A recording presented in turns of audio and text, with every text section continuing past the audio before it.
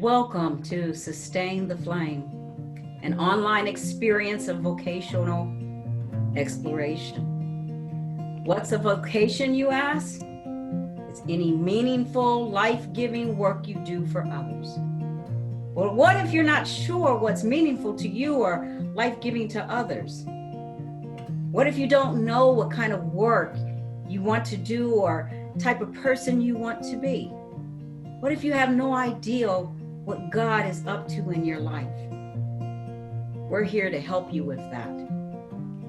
Each day, we're going to talk with experts to connect your life with God's mission around the themes of discovery, discernment, development, and decision-making.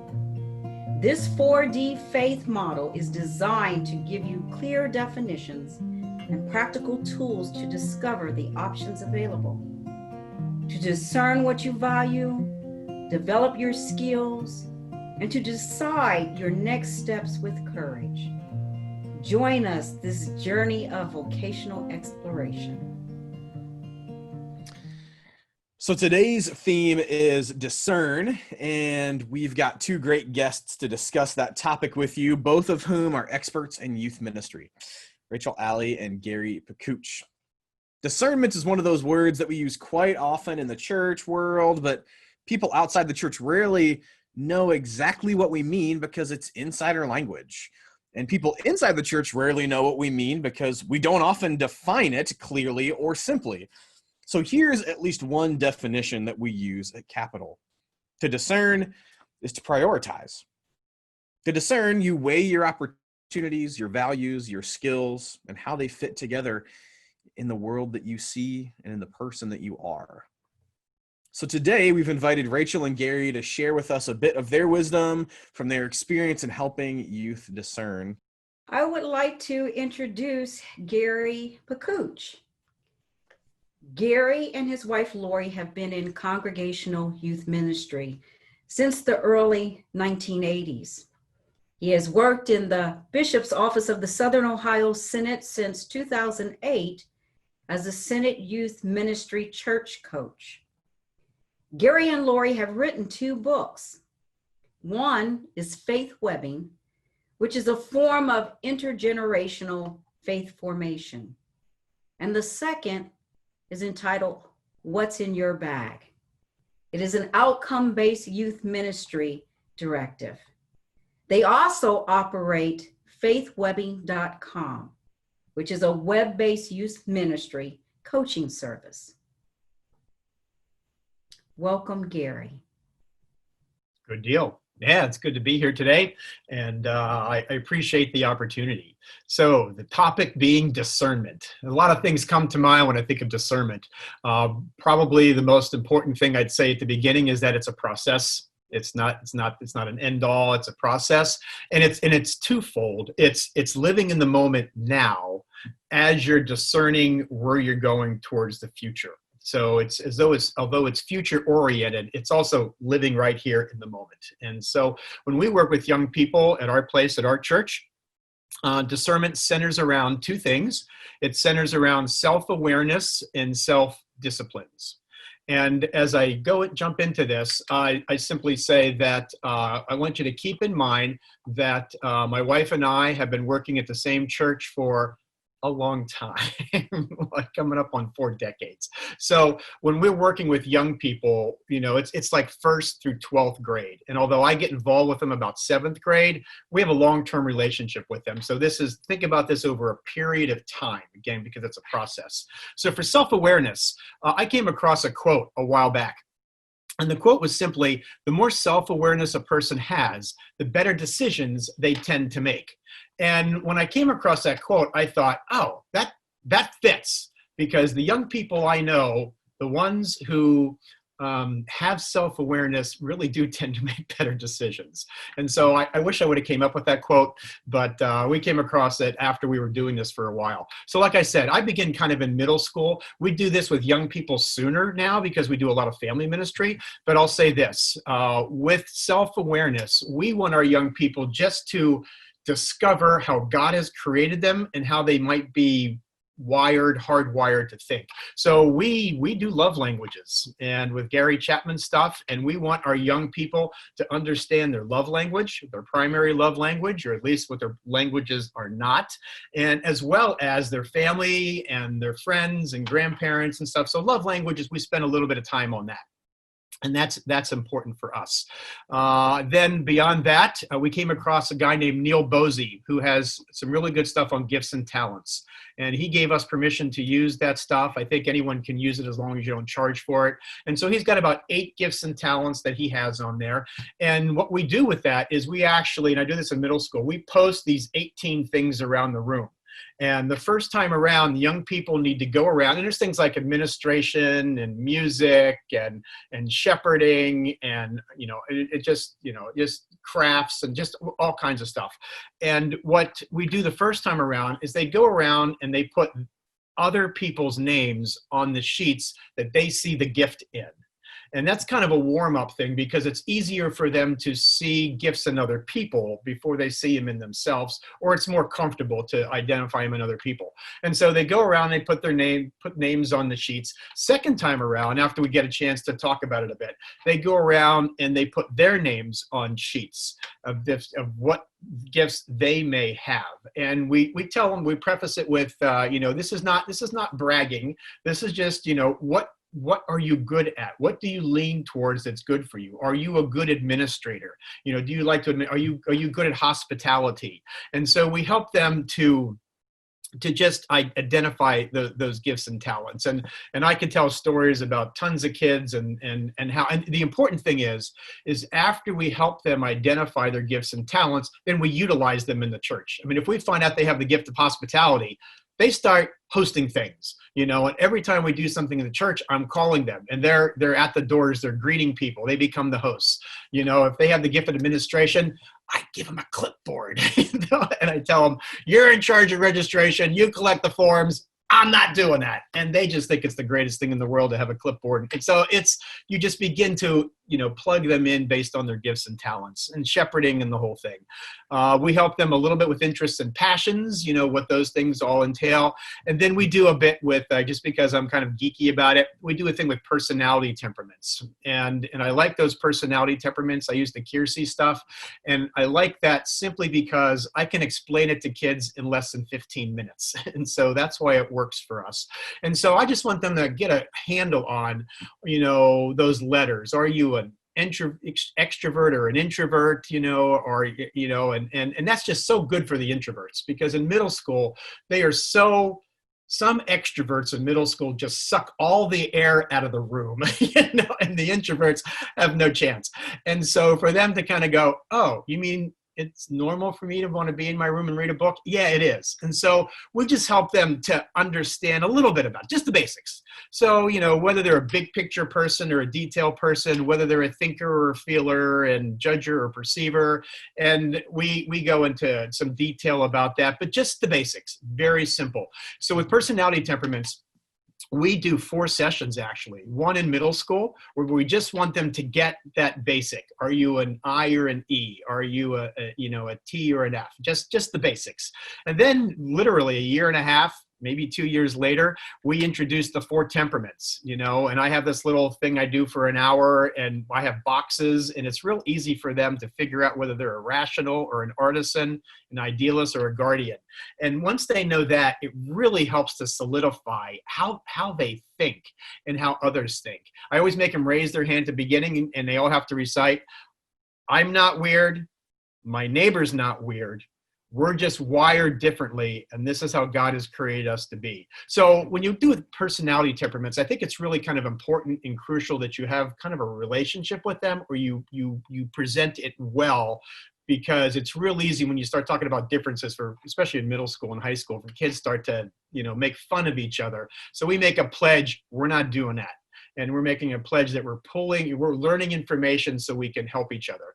And then the third thing we do is we help them figure out the 16 variants. Are they an INTJ, an INF, all that stuff. And we don't get into that till the time they're like sophomores. And by the time they're juniors, we're doing career assessment. And so I can think of a young lady named Courtney who was an ISFJ. And we sat down We just kind of put into a search engine careers for ISFJs, and all these things come up. And it was just like, this is, remember, she's had like 3 or 4 years of understanding this. And so it's like, Courtney, I'm looking at this list. This entire list is you. This is just you. And she was like, it helped her pick a major. And she went to Xavier, and she got into the healthcare field, and she's now an assistant director of a nursing care facility here in the Columbus area. It just fit her perfectly. And I have a whole bunch of stories. So that's part of the discernment process is self-awareness. And then the second part that we help them, we encourage them to do is, I'm not sure if this is a word that people use much anymore, a term that we use it, spiritual disciplines. And all we say with that is, I'm looking for like 3 things. We just tell them, you need to be regularly connected and involved in a faith growth group. You just have to be in a regularly meeting faith growth group, Bible study, Sunday school, whatever that is. You have to be connected in something with faith growth on a regular basis. And then you need to have an active prayer life. And so we talk a lot about a prayer life and how to have a personal, active prayer life. And then the third thing we tell them is you really, really need to be immersed in the life and mission of your church. You have to get involved in your church and be involved. And specifically, we talk a lot about service projects, because that's where you can take all this self-awareness stuff and you can just begin to try things. And so in our world, and that's why I love the Lutheran Church and confirmation, because we have this wonderful thing called confirmation where I can say, you have to do this many service projects and they all have to be different. And so we encourage all of them to try everything once. I want you to go once to the soup kitchen, once to the food pantry, once to the homeless shelter, once to the assisted care facility. I want you to help once with, our church does the thing with bed brigade. We build beds. I want you to build beds at least once. I want you to go deliver beds at least once. I want you to help with Lori's Thursday night kids club once. Just do everything once. And then through this, over the years, you're going to kind of figure out, discern what age groups you like to work with, which kind of service ministries you're interested in. And a lot of it just begins to really happen for you discernment wise. I think of a young lady who I wanted to get her to come and help the kids club on Thursday night. And she said, she was an 8th grader. She said, Gary, I don't like kids. And I said, well, do it for me. Because I have do it for me. Just come once. And she came once and she enjoyed it. By the time she was a junior, she was the boss lady supervising the other teens. She's now a middle school teacher.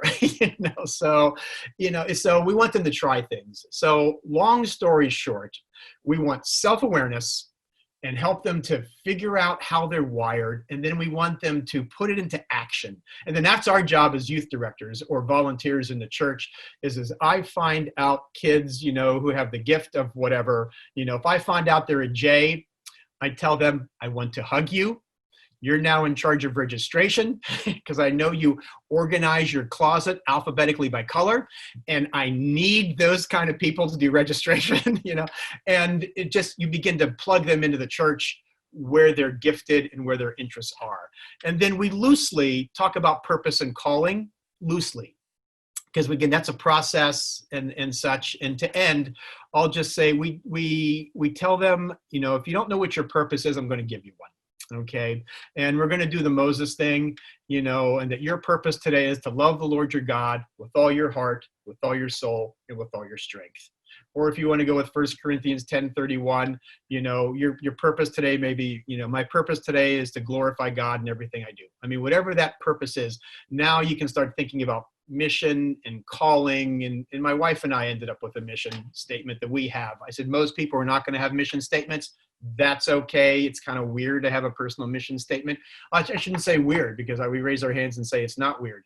But some of us who think that way want to have a written out personal mission statement, but don't feel like you have to. So in a nutshell, that's what we do, other than our kids get a notebook. And so over the years, they identify their love language, their temperaments, their gifts, their talents. They're all in the notebook. And then this notebook ends up either literally or figuratively on the altar. And we say, Lord God, here's my life. Here's my hopes and my hopes and gifts and dreams for the future. This is where I'm heading. You direct my steps, but above all, thy will be done. Amen. So that's what we do in 10 minutes or less with discernment. So That's so great. I'll leave it open for questions. Yes, I have been writing things down in my own little notebook as you've been talking, because I'm really struck by a number of different things. The first of which is, are you a Sixers fan? I'm just noticing that jersey in the background. Do you have a Philly connection? Yeah, I'm from Philadelphia. So Eagles, Flyers, Sixers, Phillies. My goodness. That's my world. I love that. At some other point, we're going to have to talk about my Philly, especially the Eagles are my second team, but that's neither here nor there. Okay. So one of the things that I want to ask, you've given us a great introduction to how you help youth discern.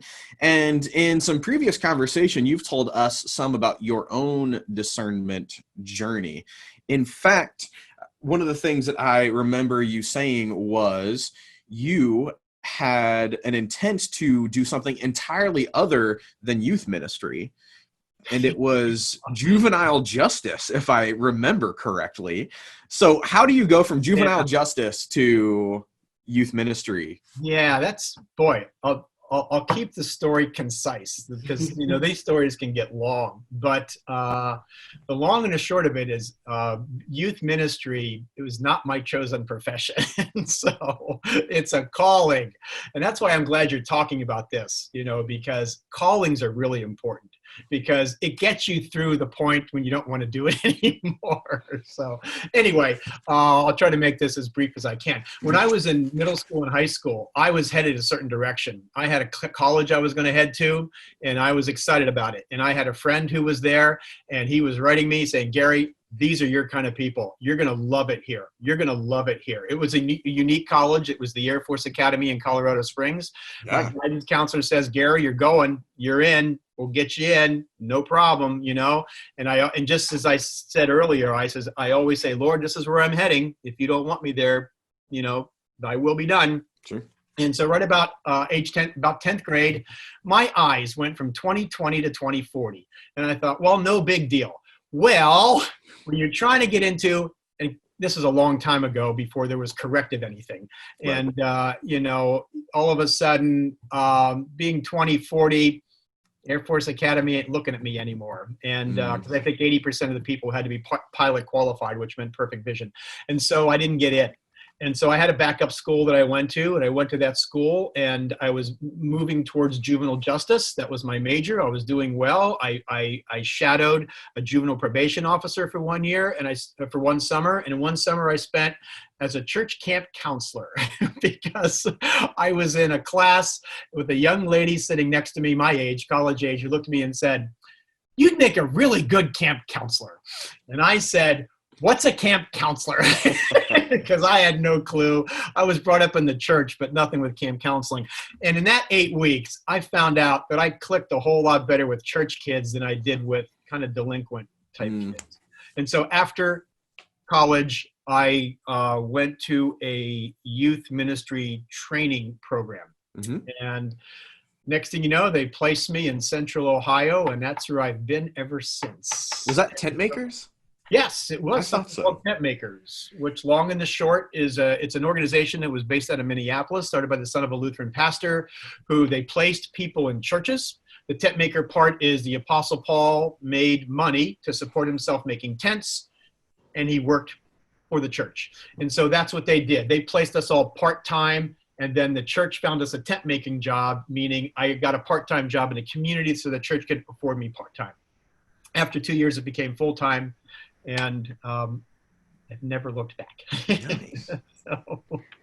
I'd like to say that Gary and your wife, Lori, have been in this congregational youth ministry since the 1980s, and you are both collectively published authors. One book that you have is Faith Webbing, and the other book is What's in Your Bag. It's an outcome-based youth ministry. Would you like to speak a little bit on your publications that you and Sure. Lori have? Sure. Yeah, I won't leave the screen, but there's one around here somewhere. But anyway, we landed on, and that's really a good question for this purpose. We landed on two concepts a while back, and I mean like almost 30 years ago. One of them was intergenerational faith formation. We just learned that our young people from our perspective in youth ministry, our young people had a lot of relationship voids, and they just didn't have, they only had the one age group in their life. And Lori and I it was youth ministry in the old days, where you had like the Pied Piper thing, and I was the youth director, and there were 20 kids in the room, and I was in there by myself, and I danced and sung and told jokes and told Bible stories, and it was fun, and kids kept coming in and all. But we learned, real quickly, once they got out of high school, they weren't hanging around, and that's because we didn't immerse them in the life and mission of the church. So we began to connect them. We began to say, we're not doing anything else in youth ministry. We're just plugging into what the church does. So we looked at what the church did, and we would just say, hey, the church is going to the soup kitchen. Can we bring 3 kids along with us and we'll come? And we just began to do that. And kids would come home going, those adults are so much fun, and before you know it, they're going with these adults and I'm backing out. And so our whole ministry became, not the whole ministry, because we still do youth groups, but we want to plug them in after we do self-awareness, what they enjoy. So we plug them into things, and then we kind of back out, and they find their own ministries within the church. And they love those adults. So we see ourselves as church family, and they're just full of surrogate grandmas and grandpas and moms and dads and brothers and sisters. And I no longer become the face of faith, that they are connected with, surrounded in a web of faith. And that's why we call it faith webbing. They're surrounded in a web of faith. And shortly, the other one is What's in Your Bag? It's outcome-based ministry. Long story short is my wife and I came up with a list of about 40 faith skills, sometimes we call ministry assets, that we want to build into people. And so all the book it's about those 40 faith skills. I might talk about 30 of them in there. And each one is about 3 pages long and just says, this is a ministry asset that we want to build into people, and this is how we do it. And so we tell parents, if you hang with us, your kids hang with us, this is what we're going to build into them over years. And it's everything from, active prayer life, learning how to give a devotion, learning how to facilitate a Bible study, to, a whole learning how to introduce yourself in front of a group. We do a thing with story talk training. We teach young people how to speak in front of groups through storytelling.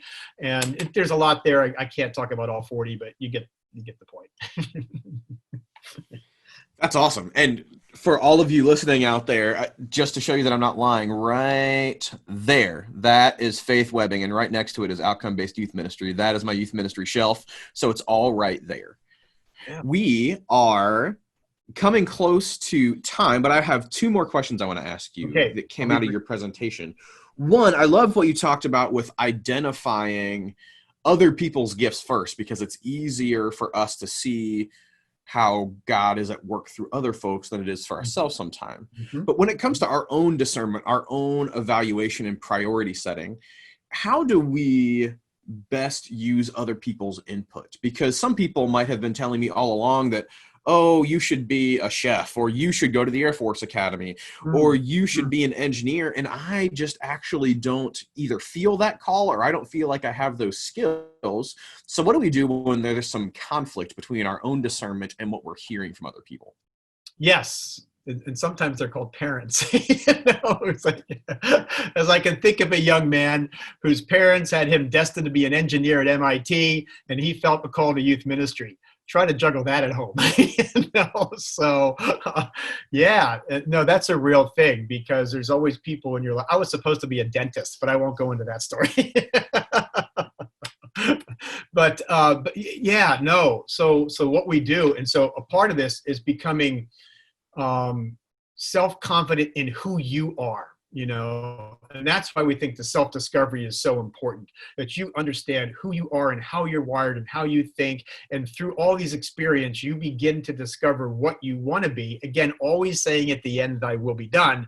But you're going to have people kind of pulling and dragging you in different directions. You're going to have coaches telling you, oh yes, you can go to this school and you can get a scholarship. And, you need to kind of evaluate, is that really where God is leading you, rather than that just seems like a good financial path to get me through school. And so it's stuff that you really want to, it's really coming into ownership of who you are. That is so crucial. We do a whole lot more, which we won't have time to talk about today, with biblical self-esteem.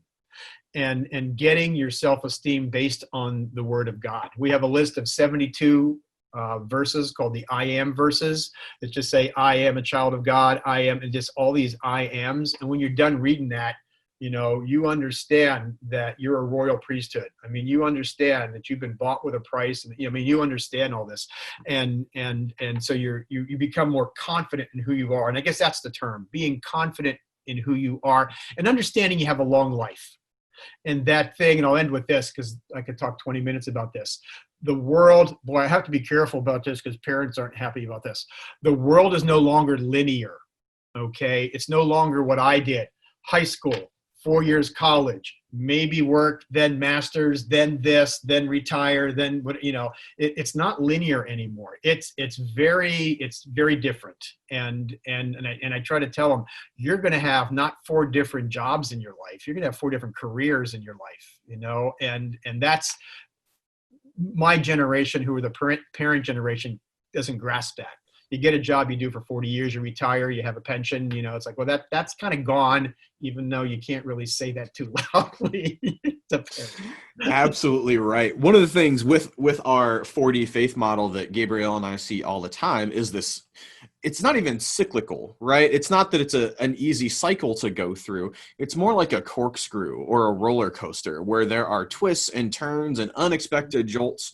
But it's such a fun ride. It's such an exciting and sometimes terrifying, but that we are on track with God and that we have this call in our lives keeps us secure and it keeps us grounded in some way, even when we feel like we're suspended in midair. I know Gabrielle's in the middle of recruiting a new class for Trinity right now and talking to all sorts of different kinds of people who are on their 2nd, 4th, 13th career in their life. And so this is something that is, it's not just for this generation. It's really been that way for the last 15, 20 years. Yep, it's becoming more real for more people. And a lot of those folks have been forced to. Right. As they're about to be forced again. Yes. Environment. Yeah, COVID's forcing us to do all sorts of things differently. Yeah. I've got one more question, but Gabrielle, do you have any other questions before I dive in? I do have one question. Do it. I would like our listening audience to know that I've known Gary Bakuch the very first time because he presented in a seminary class of mine. Oh, yeah, that's right. Who would ever imagine that we would become colleagues with the Southern Ohio Synod Office? And that brings me to Gary's role with the Southern Ohio Synod Office as the Synod Youth Ministry Church coach.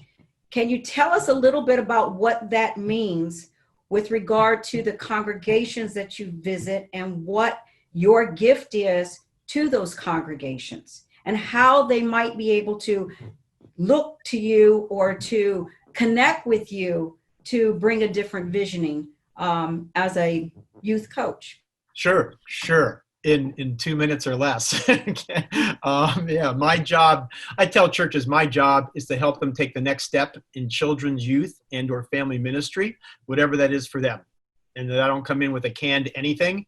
I present like 8 or 9 models of ministry just so they can move beyond the old youth group model. Not that the old youth group model is bad, but there's more than one model. And consider maybe morphing some things to get where you want to go. And the other things I do a big deal with safeguarding. I'm helping our churches. We have laws in Ohio you have to adhere to. So I help churches put their best practices safeguarding systems in place. So I'm really well versed on all those laws. And then the other thing I tend to do is I'll say 2 things. One is I network everybody. When I came in, I said, there's no need for me to create a bunch of programming. I mean, people are programmed out. I want to coordinate and partner with Trinity and Capital and Wittenberg and Lutheran Outdoor Ministries in Ohio. They're already doing stuff.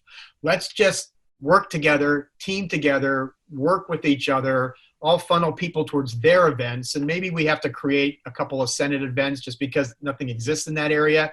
But we're going to partner with people. And then I'm networking people. I'm networking youth directors and volunteers and clustering. And I always get really excited when they kind of say, Gary, we did a cluster the other day and we didn't tell you. It's like, wonderful. That's my role. If you can meet without me, do it. So my goal is to kind of start things and back out. And then when I come to churches, I just tell them, I can help you vision. I can help you go from, what do you want between the models and between my two biases on the two concepts I like with intergenerational faith formation and outcome-based ministry. I said, let me help you walk through and discern what you want to do here at your place, and I can coach you through it. So that's basically my role. Thank you. Thank you. Turn it back over to Pastor Drew. I could talk about this all day with you and with Gabriel. I just am really, I love this work of discernment. I also know that sometimes the call, as you said, it takes confidence, it takes courage, but also the call comes from outside of us at times. And so I'm thinking about our baptisms and how in baptism, as you've said, with all the I am statements that you work with youth on, that builds a sense of who God is calling us to be. But with our baptisms, that we are given a new name, that we are becoming children of God.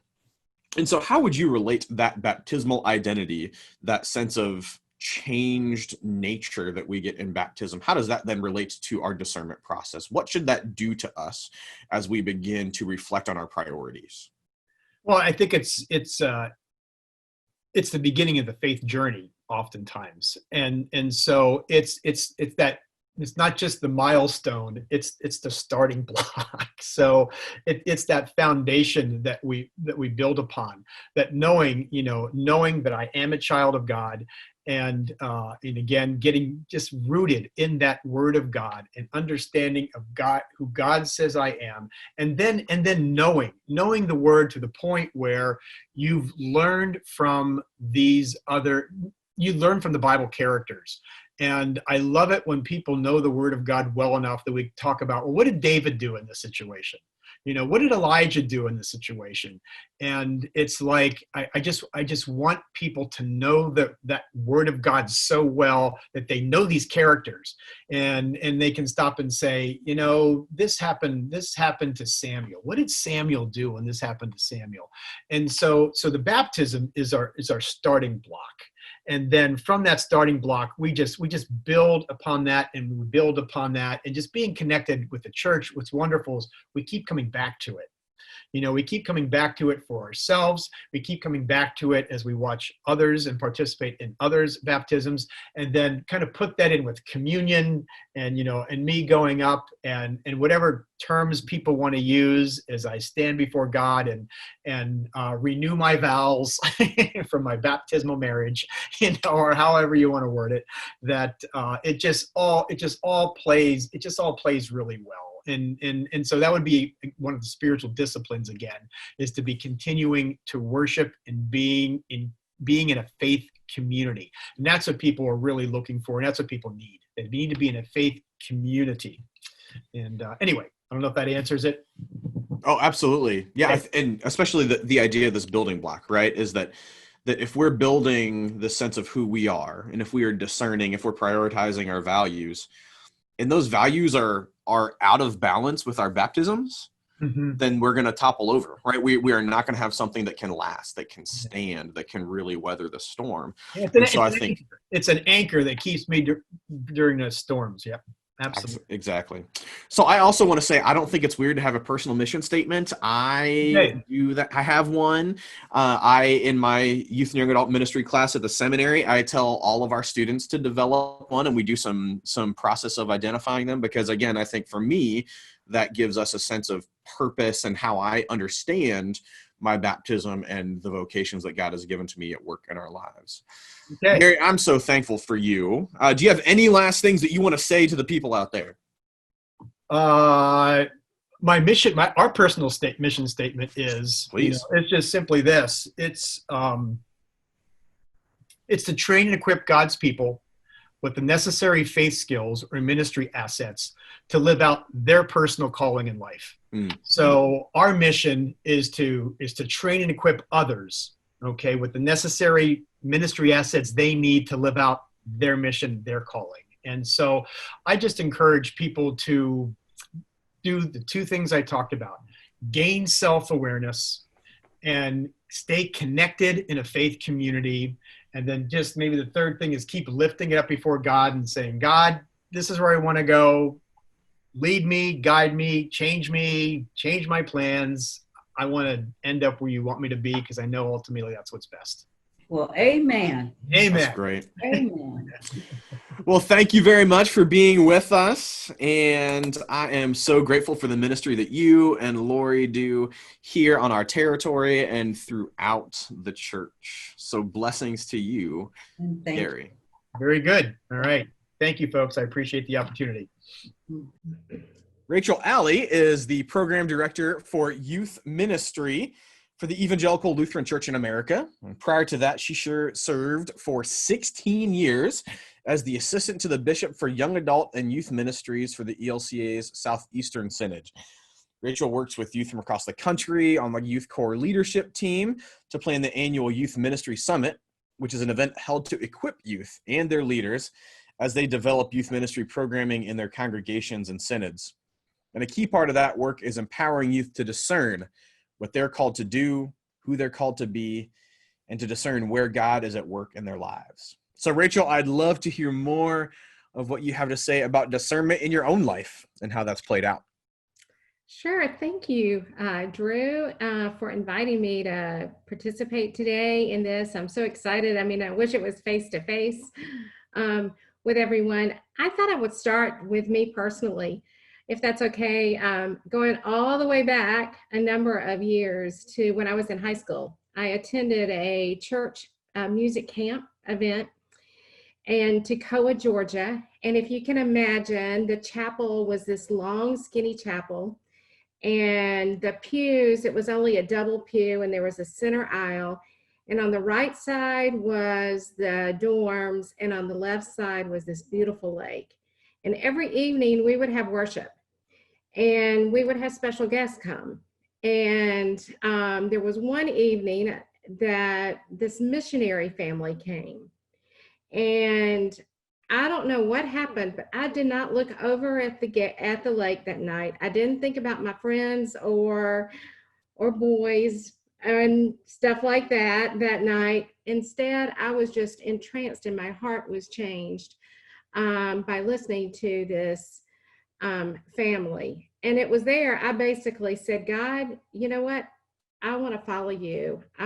I want to do what they do. I want to share your love and your grace with other people.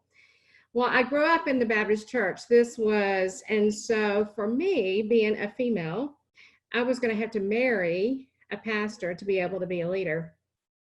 And to go to college and to think about being a missionary, I was going to have to be either like a nurse or a teacher or a career that could complement a husband who was a pastor. Well, little did I know I would meet the man of my life in college. He was Lutheran, and my life completely changed because now as a woman, I was able to follow my call and be a leader in the church. That has just made a huge difference for me.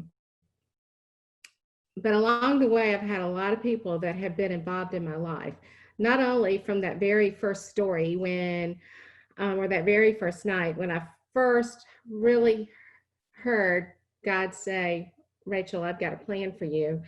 I have continued over the years. I failed chemistry in college, and I think that's because God wanted me to be a teacher. And he kept on leading me into working with young people. I worked at a 4-H camp, and I loved it as a summer camp counselor and leading kids around and playing games. And I got all these skills by practicing things that I loved. Little did I know I was following what God's plan was, and I was getting a lot of practice along the way. When Alex and I got married, we were asked right away to be high school Sunday school teachers.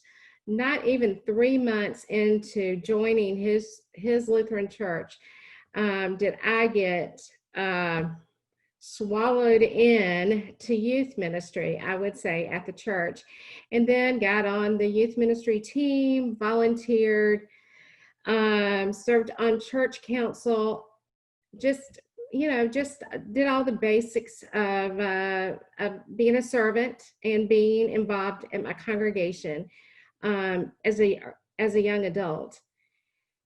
I had this woman that her name was Miss Pat, and she would often tell me, Rachel, you are like a Pied Piper. Whenever you are around, the kids are following you. And I didn't know that was, even then, that was God through his community speaking to me. When I finally decided to join the church and really get super involved in, like I said, and was teaching and all that kind of stuff, I was asked to do a spiritual gift survey. I had never done one before in my whole life. And so when I did that, I realized that one of my biggest gifts was shepherding. Of course, shepherding is having a flock follow you, or another word in some of the spiritual gift terminology is pastoring. I knew for sure I did not want to be a pastor, but I thought, you know what, I can be a shepherd. I can be a leader to a flock of sheep. And so God has led me, whether it be in a congregational setting, in a paid position, a part-time position, a full-time position, in the Synod, and now in the ELCA, I continue to be a shepherd, I feel like. So some of the things that I think are really important as you begin to discern what God is calling you to do in this world is there's a couple of things that you can do on your own. One is discover your own spiritual gifts and how God has created you uniquely, perfectly. You've got everything that you need. He's already given that to you to be able to serve in this world. You've just got to find out what that is. So anyway, so look at your spiritual gifts. They were given to you at baptism. It might be administration. I think about a young woman named Emily when she was in middle school. I took her on a mission trip. She hated being outside and working and shoveling dirt and planting flowers and all of that. But as soon as I put her into the craft room in this old church building that had tons of junk in it, she went in and she organized everything. Since then, she has been a registrar for me for summer camps and has been involved on the administrative side of things because she's such a great organizer. And that's her gift. That's her way of serving the church. So anyway, so look at your spiritual gifts. I mean, that is an important key, I think, just in discerning God's call for you. Another thing is your personality. Knowing how you're created, and not only knowing how you're created, but also how others are created and how you work together with them. I am a ESFJ. Drew, you probably would be really surprised to know that I'm an extrovert, right? So I get energy from being with other people. I'm a feeler. I'm a judger. I like to get things done.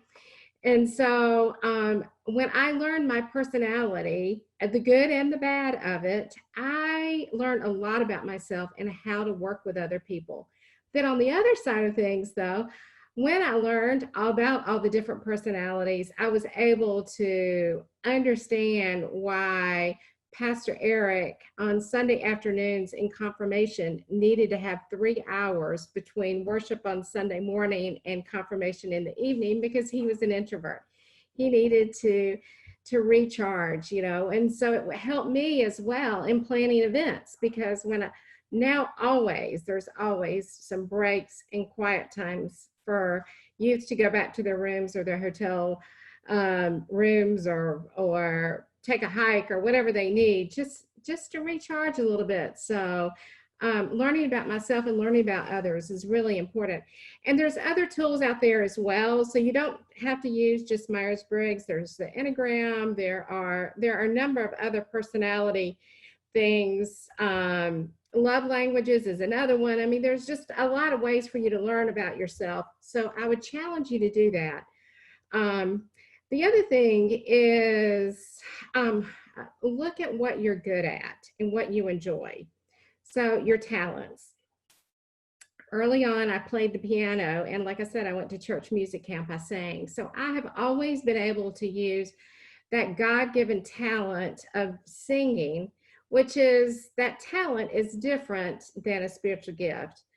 But that talent of singing and playing the piano and my love of music with others.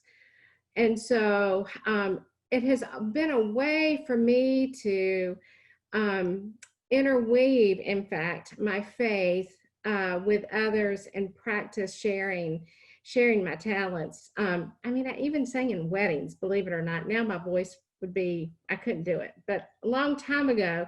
And it was a way for me to be able to share my faith and also with couples. I don't know, it was really cool back then.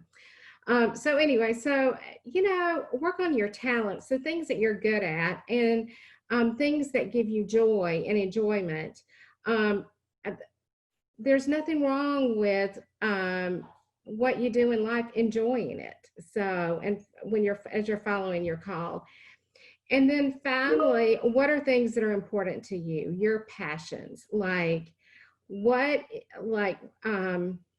for me, one of my passions is taking things that are old and making them new and reusing, recycling and composting and gardening and all of that kind of stuff is really important to me. So take the things that you are passionate about. It might be a topic like racism or immigration, something that you feel super strongly about.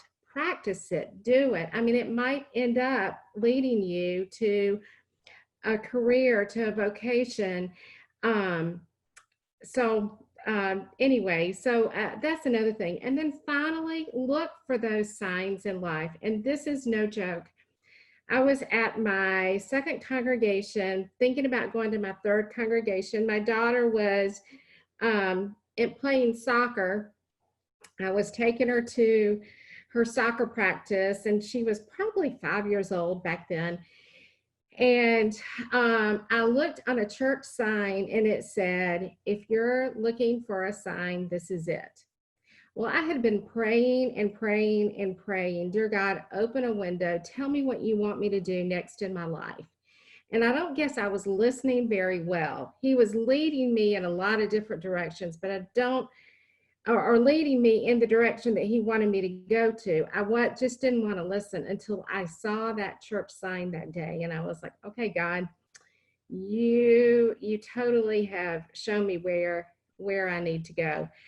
I totally believe in learning who you are, who God's created you individually, learning about yourself, and then and listening to what God is calling for you to do. Not only listening inside, finding some quiet times, but also listening to the people that are around you, what they're saying to you, and how they are affirming you. And they will help you in your discernment journey. That's awesome. That's so great. I am, as always, very interested in talking about a lot of the things that you've said. But one of the first ones is that you made mention of how, a number of times, how Miss Pat called you the Pied Piper, right? And how here at the end, you just said, not just who you are and how God's created you, that's really important, but listening to God's community around you. And that sense of discerning, of prioritizing, what are the things that matter to you? And then what are the things that other people see in you that maybe you can't see yourself, or that you don't realize how important they are to other people? And so I wonder how, as you're doing this on behalf of 3.23 million, I don't know how many people we got in the church. this ministry that you are so clearly called to, that you're so clearly passionate about. And then there's so many other perspectives about how we should be doing this ministry or what our priorities should be. So how do you sort of wrap all of that up in your head and then activate it for the life of the church? How do you manage that kind of balance? Oh, It's not easy, I'm sure. not very well, and a lot of prayer. Mm, Ultimately, it's about equipping others. So for me, mhm, my call is equipping others with the ultimate goal, and I guess it would be my mantra or mission statement is to share God's love and grace in the world, period. mhm, So, making disciples. So, how I do that is by building bridges and making networks. I don't have all the gifts that I need. I know that, and I need the rest mhm. of the body of Christ and other adults to make me one, to make me whole. And so for me, I know where my weaknesses are and look for people and ministries that can make the ministry of the ELCA youth ministry better. So, and yeah, Mhm. everybody's got, their own, is what's interesting. Everybody's got their own idea of what ELCA youth ministry should be. So, you know, um, It's not a weird thing, but it's a weird thing. Everybody has an idea of what that kind of ministry should be. Youth ministry or college ministry or, Sunday school in a congregation. I'm like, well, okay, cool. Would you like to help? Oh, no, I'm not that interested. I just have really strong opinions, but no actual commitment to do the thing. I'm like, oh, okay. Then you don't really care. And that's part of what, when we talk about discernment as a priority, that's clearly not a priority to them. And if it's not a priority to them, then it's not really going to be a priority to me either. mm, And I think that's an important thing for people to remember is that as we discern, as you're talking about people going through this process of discovering their own spiritual gifts, for instance, somebody might be telling you, oh, you should really be an accountant. Well, I don't know if you saw my spiritual gifts, but I'm an incredible extrovert, not all that interested in judging, coordinating the kind of high math things. And I'd really rather work with people and helping them solve their problems. If you still think I should be an accountant, then I don't think you're actually paying attention to me. Right. And that's a hard thing, especially when those people, it's the Miss Pats of the world that are not getting it right. Miss Pat clearly understood you, but those mentors or friends or parents or whoever it is that just don't get us. It's a hard thing. yeah, there are some people at that very same church that there were two pastors that served, Pastor Donnelly and Pastor Ted. Pastor Donnelly Mm, thought I needed to be a pastor, and I kept on saying, I'm not called to that. I right. never have been. I like young people, and I want to change their lives. I want them to know Jesus, and Mm. I want them to grow in their faith, and for them to love others and make a difference in this world. And I'm I don't feel called to do it from the pulpit. So yeah, I totally, I And totally that was the key. It was your priority for young people that was the clear that you didn't need to be a pastor, that you weren't called to be a pastor because you wanted right, to work with the youth. right, yeah. And I could probably do it. I mean, but it's not where I want to be. Right. Well, and that's another very helpful thing about discernment. Discerning things, evaluating your priorities doesn't mean that you aren't able to do certain things. It just means you're not meant to, you're not called to, or they're not life-giving for you. And that's a hard thing for people, especially younger people who want so deeply to find something that they're good at and that's life-giving. When you find something that you're really good at, but you just don't love it, like, oh, wow. Like, I was actually a pretty decent math student in high school, but I just don't like math. And so the idea of continuing to study math was just awful. Like, no, I'm not going to do that. That's not interesting for me.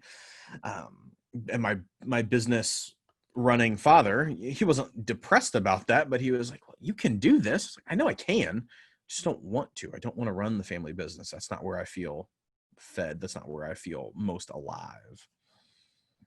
So you said something else you like to upcycle things. I think this might be me reading into things. You know me well enough to know that that's something I could do. But there's something kind of beautiful about taking something that's been discarded or forgotten and still finding priority, still finding value in it. So what do you find in that process? What is it that you like about it? Oh gosh, for one thing, I get so angry that we throw so much stuff away. And so, Mhm. in fact, I wish you could see the desk that I'm sitting at right now. It was my Sunday school teacher's desk that she used as a craft table, which is Mm. a double banker's desk. She's going to throw it away. And I'm like, no, you can't do that because I can use that as my desk, for my Mhm. and so we cleaned it up and put a couple of coats of paint and stain on it. And it's a beautiful, well, it's still ugly, but for some people probably, but for me, it serves a great purpose, and I Mhm. can spread out on it and do whatever. Um, books, old books. I love books. So I've had a hard time, and I'm kind of a collector of things, and so of old things. I mean, I like to learn from the old and then be able to create new. Mm. So I think there is a passion for me is to learn from generations that are older than I am. What can I Yeah. learn from them? And then adapt it, or not, because maybe it's really not broken. Yeah. Adapt, make it meaningful to someone today. So loved it, redoing old furniture and decorating with old stuff. So Sure. That's great. It reminds me, there's this movement that came out of Duke while I was there at Div School, uh, called traditioned innovation. And what they were trying to do was hold in tension the idea that we're bound, you and I were Lutherans, that we are bound to a tradition, that we have chosen to be within a tradition, but that even as we choose to be a part of tradition, that doesn't mean that there isn't something growing out of it. There isn't something blossoming and blooming. And so those innovations grow out of the soil of the tradition. And so the idea is ultimately to stay rooted, but also not only live in the ground, to blossom and bloom in some kind of way. And I think that's the kind of wonder, the beauty that I see in your approach to discernment, is that there's this intriguing claim of the tradition of who, you grew up Baptist and, knew that, all right, well, this is what I'm called to do. So I guess if I have to marry a pastor, that's my track. Oh, but a Lutheran, that's great. So you didn't let go of the call, and then you found a way to make it yours. And I would say that your knowing of yourself to not become a pastor, to not sort of fall into that pressure of, well, you've got all the gifts, why don't you just do the thing? mhm. That's a strong claim in the midst of a church that at that point, maybe you can tell me I'm wrong, but the church, despite how progressive any church might be, still fairly patriarchal in the Southeast at that time, I would Yeah, imagine. yeah. So that claim itself is kind of the tradition and the innovation at the same time. Say, this is who I am. I'm not going to be someone that God's not calling me to be because you think I'm supposed to be that thing. Right. Yeah. Yeah. Yeah. I mean, there are trusted people that you can lean on and Mm-hmm. say, "Am I crazy? Do you think?" And you need to find those people in your life. And then there are voices like Pastor D, which she was super affirming, that she saw some gifts in me. And certainly in my different jobs, I've had to go and speak in front of people publicly, but I Mm-hmm. found I'm a whole lot better doing the dirty work in the back and making sure the flock are taken care of, and making sure their needs are met. I'm a whole lot better at that than I think I would have ever been in a pulpit every Sunday morning. Right. Well, that's so great. And obviously, you are the program director for youth ministry for the entire church. So I think you had it right. You're doing the thing. So here, before we end, one more question I have for you. So one of the things that you see, that I see, that any of us who work with youth and young adults see, are people who just feel overwhelmed by the pressure of discernment. Do you have a word of hope or encouragement for them at this point? Something that you can tell them, that I can share with them, that we can put out there on the internet, that they can hear, that reminds them of goodness and of possibility and of blessing in the midst of that anxiety that they're feeling? I think one of my very favorite verses is "Be still and know that I am God." Mm. And just knowing that God is in control, that and I'm going to start crying thinking about this, but He formed you perfectly. He has a plan for you. And sometimes your plan might show up when you're in high school. Sometimes it might be a young adult. Sometimes it might even be later in life. Just continue to just find those moments where you can be still with God and listen to Him and follow Him.